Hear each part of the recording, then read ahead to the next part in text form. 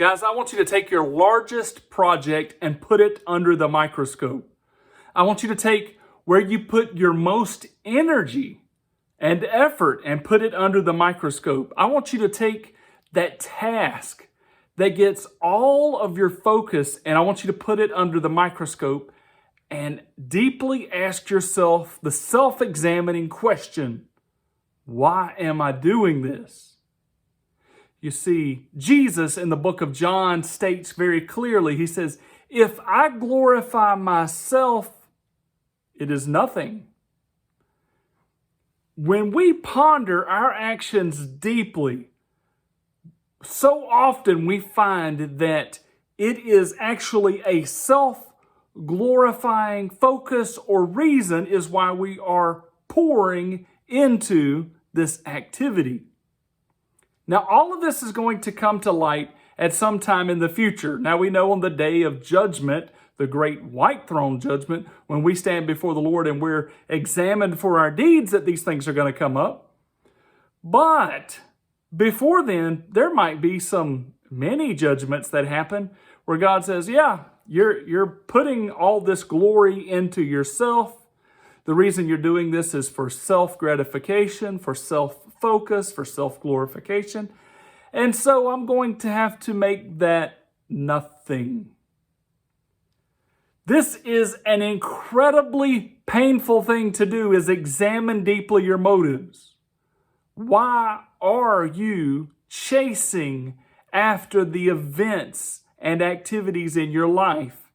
Is there even a remote hint of self-glorification found in it? If so, that project, that work is eventually going to come to nothing.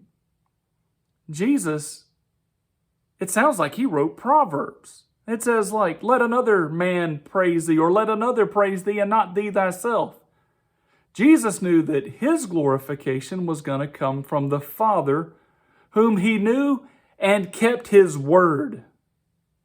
You see, Jesus was focused on doing the will of God and letting God bring the glory to his life. The temptation is very clear. There are times that pop up where it's like you hear Satan just saying, hey, go ahead and just tell people how great you are. Go ahead and shine in this moment. Go ahead and let loose and say the things that you deeply are feeling already. And yes, sin is fun for a season.